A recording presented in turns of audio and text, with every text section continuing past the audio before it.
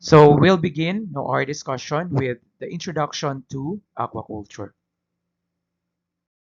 So for the outline of this presentation, we are going to first have an introduction or introduction to the definitions of aquaculture.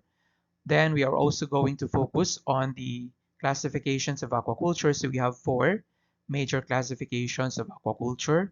And we are also going to compare and contrast between aquaculture and capture fisheries.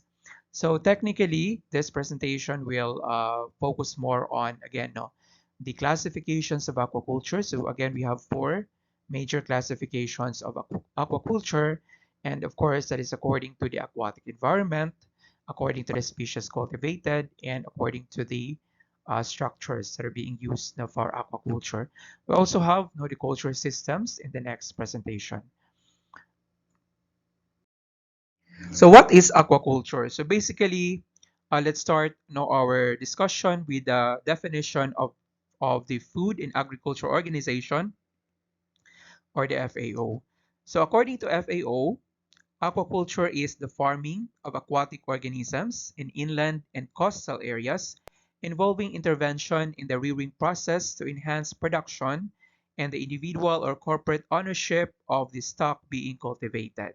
So as you can notice here, I highlighted two keywords. We have the farming and the intervention. So of course, you already know the term farming. We use that, of course, when we plant our crops, when we grow our animals or livestock animals. Just like in aquaculture, we also do the method of farming that we do in our plants, that we do in our animals. We also apply inputs, for example, in the form of feeds, in the form of fertilizer, in order for them not to reach their maximum potential to make profit and to enhance the productivity of these particular animals.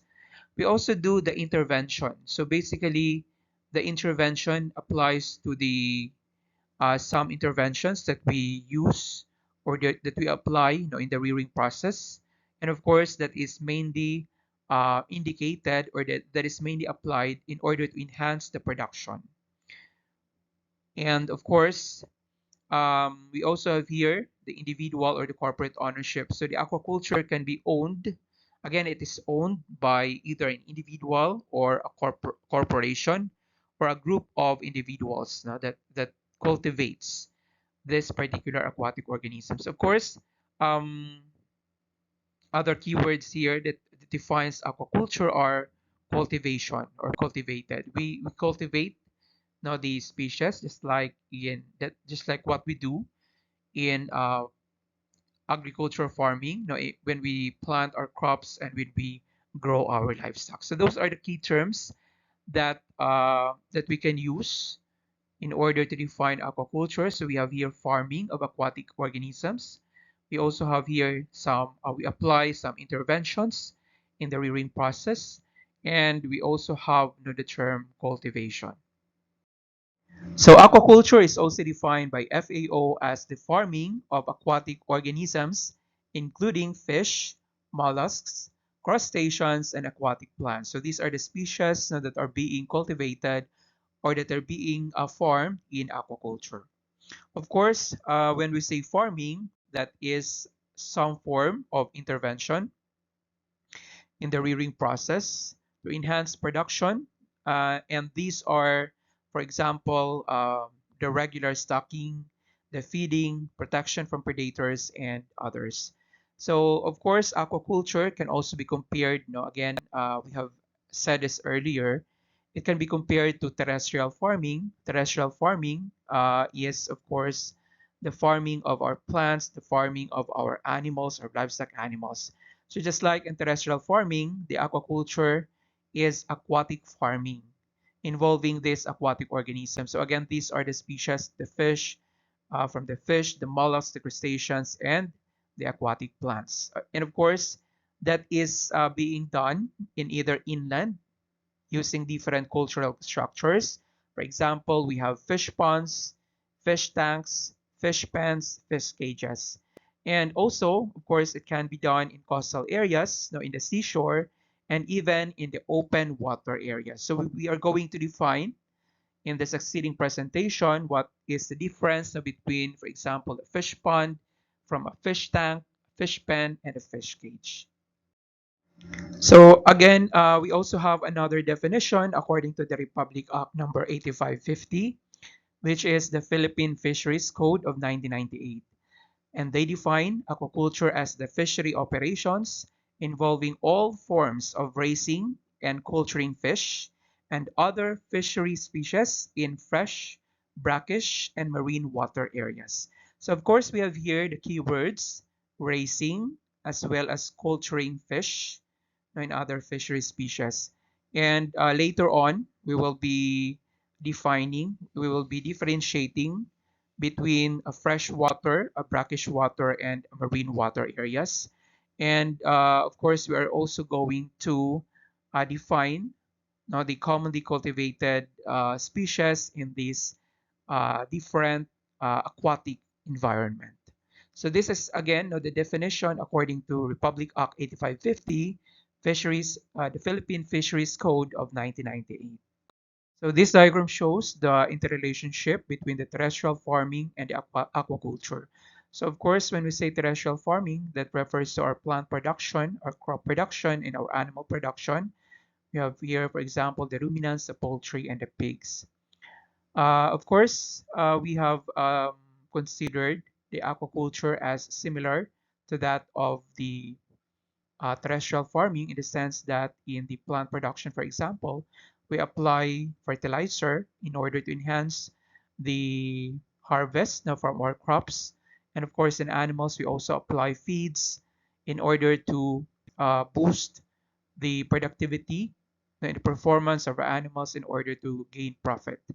So there is also a very important interrelationship between the plant, animal, and aquaculture in the sense that the output now from our plants can serve as a feed. The blue arrow here represents the feed.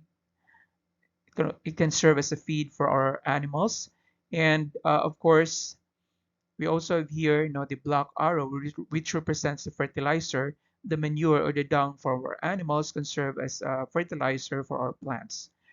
We also have here the byproduct coming from the animals can serve as a fertilizer for our aquaculture, and the output from our fishes from our aquaculture can serve as a feed for our animals. We also have here the sky blue or the light blue arrow. We have here water. It serves as a water. So of course, from aquaculture, the water will be very important for our animals and for our crops. So that is now basically the interrelationship between the three, the plant, the animal production, and the aquatic production. So this slide represents the comparison between aquaculture and agriculture. So again, when we say agriculture, that refers to our plant production, our crop production, and our animal livestock production. So the fish farm is similar to the cattle feedlot. The ponds are closely packed and fish are fed heavily. So of course, when we are going to compare aquaculture or fish farming to that of the animal production, uh, just like in any other intensive type of rearing our animals or our livestock, our poultry, we also feed our poultry, our animals heavily in order to attain a certain type of performance, production performance in order to attain, for example, a certain weight at this particular age in order to gain profit now from this particular production. So this is also very similar to the fish farming. We also do the feeding of our fish, and we also need to attain a certain weight, a certain size at a certain age of production. We also have the fish farms raise fish for market and sport fishing and others. Variety of levels in the aquaculture industry as in the livestock industry. So in the aquaculture industry, for example, we have the hatcheries, the fingerling production, the food fish production, and the swine production. For example, when we are going to compare that with the swine production, of course, we also have our farrowing stage. We also have our nursery, our fattening or grower stage. We also have our farrowing to farrow to finish phase of production.